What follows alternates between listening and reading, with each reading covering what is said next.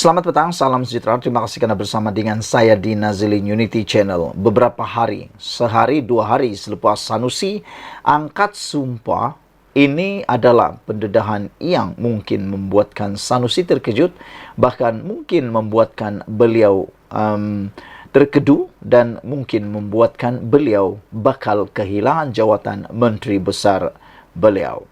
Ini apabila satu dakwaan ataupun didakwa Muhyiddin pula Sanusi menayangkan kertas undi beliau yang telah berpangkah, menimbulkan kekecohan dalam kalangan netizen di warga maya. Namun demikian, di berita harian online telah ditulis satu tajuk yang luar biasa. Tayang kertas undi satu kesalahan. Suami istri pun tak boleh tahu undi siapa, kata laporan ini. Menayangkan kertas undi kepada umum adalah satu kesalahan dalam Akta Kesalahan Pilihan Raya 1954 mengikut perkara 39 dan boleh dihukum penjara atau denda sehingga Rp3.000. Bekas pengerusi Suruhanjaya Pilihan Raya SPR, Tan Sri Abdul Aziz Muhammad Yusof berkata, perkara itu tidak sepatutnya berlaku kerana di pusat pengundian ada dipamerkan mengenai syarat yang perlu dipatuhi oleh setiap pengundi. Kalau tengok dekat tempat mengundi, memang sudah ada sebut supaya kertas undi itu kena lipat betul-betul. Malah pegawai di dalam bilik berkenan pun tidak boleh kita tunjuk kertas berkenan. Kecuali kita adalah pegawai yang ditugaskan untuk membantu seseorang individu untuk mengundi. Namun, ia juga ada syarat tertentu yang perlu dipatuhi. Malah, dalam ahli keluarga, pasangan suami isteri pun tidak boleh diberitahu kita undi siapa menurut beliau. Namun, apa yang berlaku ini bukan sahaja pada orang sekeliling, tetapi dia tayangkan pula pada juru kamera. Tak pastilah kalau ada permintaan daripada pihak media untuk tayangkan kertas undi. Tapi kenapa dia lurus bendul sangat mengikut kehendak media, katanya kepada berita harian di sini hari ini.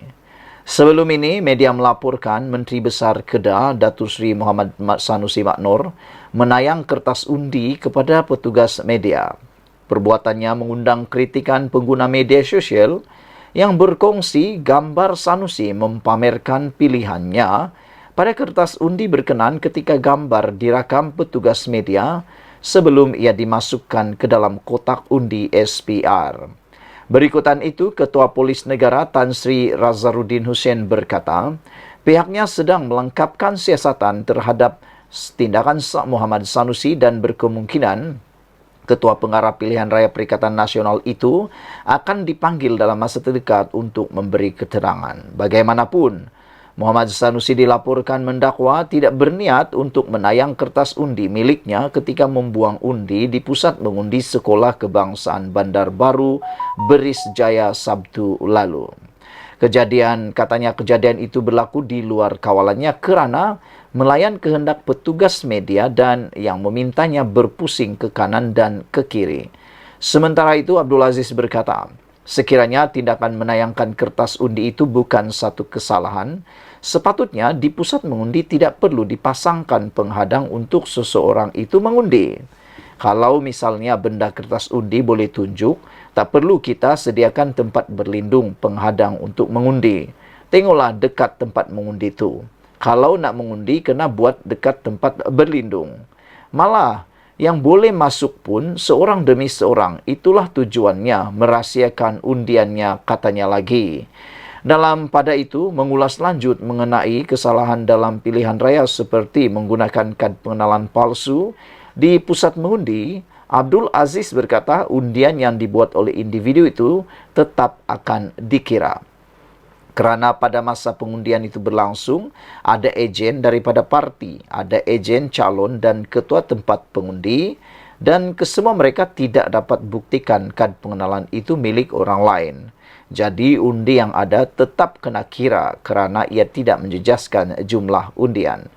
Kecuali di bahagian itu, majoriti yang dimenangi sangat rendah Kemudian kita dapati di kawasan itu ada lebih 90 kes berkaitan dengan kad pengenalan palsu. Itu menjadi kes serius dan kita kena pastikan ia dibawa ke mahkamah. Petisyen pilihan raya dan wakil yang kalah kena buat petisyen katanya lagi. Sekian dulu untuk kali ini. Jangan lupa tinggalkan komen Anda, tekan butang subscribe. Kita jumpa lagi. Bye-bye. Selamat petang, salam sejahtera. Terima kasih kerana bersama dengan saya di Nazilin Unity Channel. Dipetik daripada Malaysian Deadline, rupa-rupanya ini rahsia besar Sanusi yang tak pernah kita tahu tapi telah dikorek dan dibongkar oleh mahkamah netizen. Luar biasa. Netizen ni kalau sudah bersidang, luar biasa penemuannya. Dan penemuan kali ini benar-benar di luar jangkaan kita semua. Apabila tajuk daripada Malaysia Deadline ini ialah patutlah suka kutuk orang atau patutlah suka kutuk fizikal orang. Netizen terkejut tengok wajah Sanusi waktu muda. Sekeping gambar memaparkan wajah Menteri Besar Kedah Datuk Seri Muhammad Sanusi Maknor telah mengundang satu perbincangan hangat baru-baru ini. Mana tidaknya, gambar yang dipercayai diambil ketika Sanusi masih muda itu kelihatan sangat berbeza dengan wajahnya sekarang. Gambar itu berjaya merakamkan tulang rahang atau jawline milik Sanusi yang membuatkan pemimpin itu tampak maskulin ketika masih muda.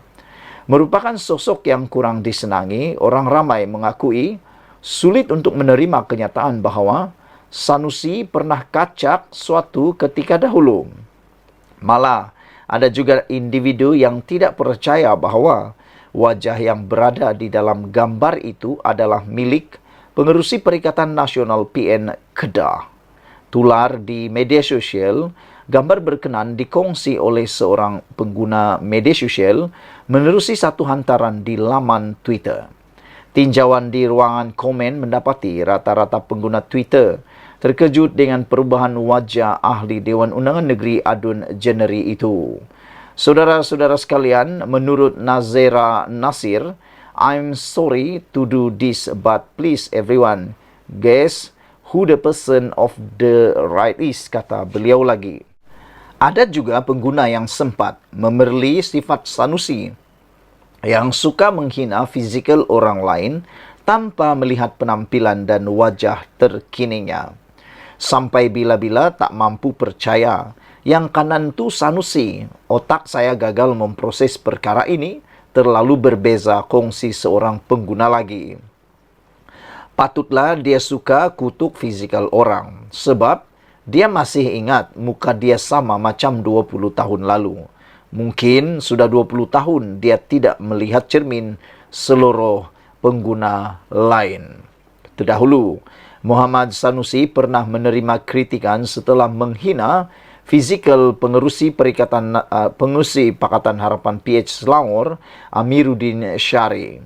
Menyifatkan Amiruddin sebagai seorang menteri yang cokia, Sanusi juga sempat mempersedar tahap ketinggian lelaki itu. Menteri besar cokia macam Amiruddin, inci pun tak berapa cukup, ujar Sanusi di dalam ucapan beliau itu. Sehingga kan ini menimbulkan polemik dan juga satu pertikaian dan perbualan hangat dalam media sosial. Mereka mengatakan bahawa tindakan ucapan Sanusi itu sebenarnya memalukan fizikal orang dan amatlah tidak sesuai untuk diucapkan oleh seorang pemimpin.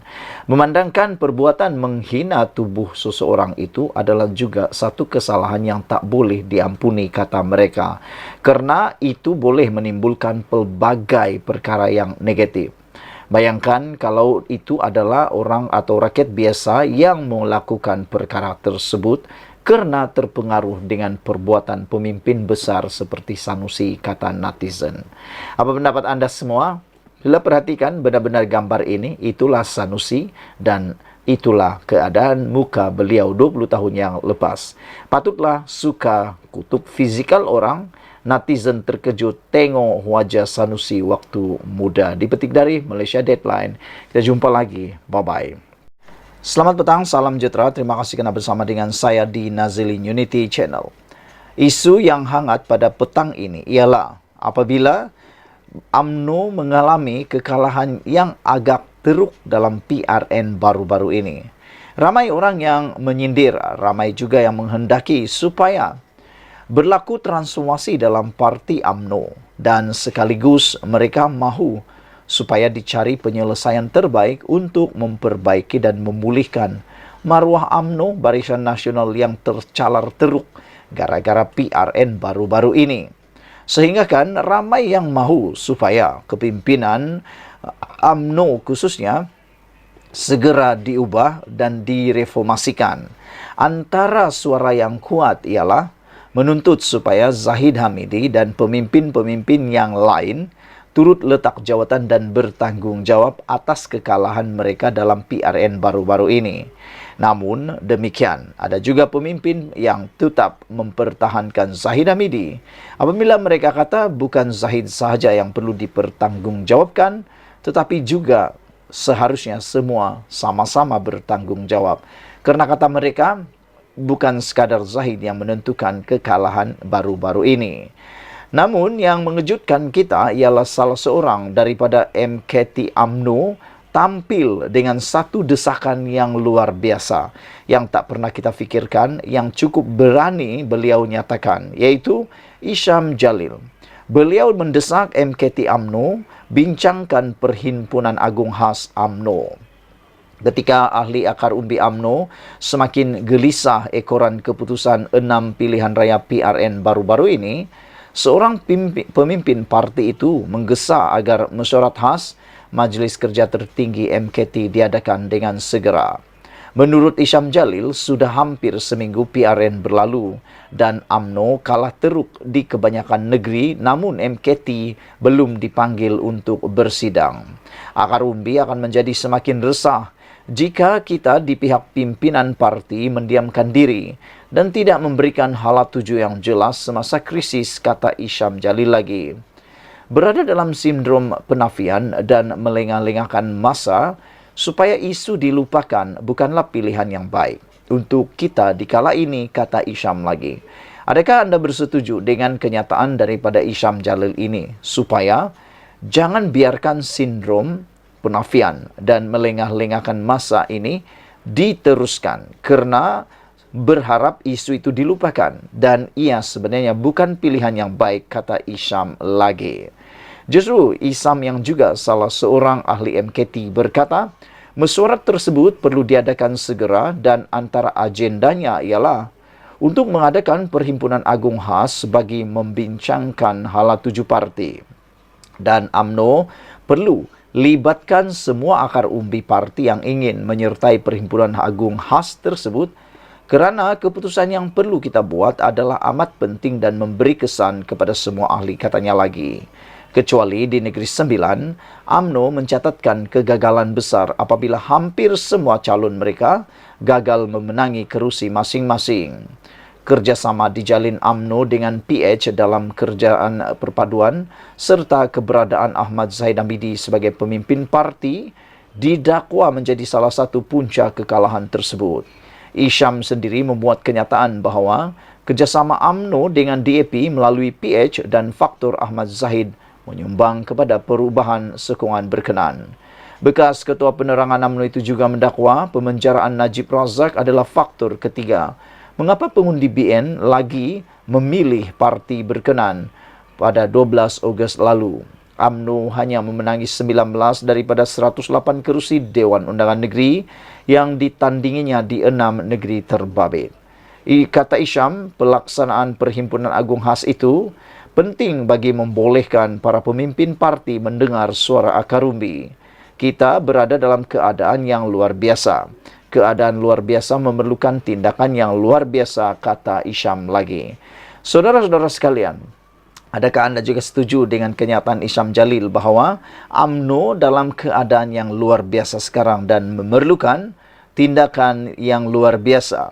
Apakah tindakan yang luar biasa itu merujuk kepada tindakan menarik sokongan terhadap kerajaan perpaduan Saya pikir itu bukan maksud beliau. Sekian dulu untuk kali ini. Jangan lupa tinggalkan komen Anda, tekan butang subscribe. Kita jumpa lagi. Bye-bye.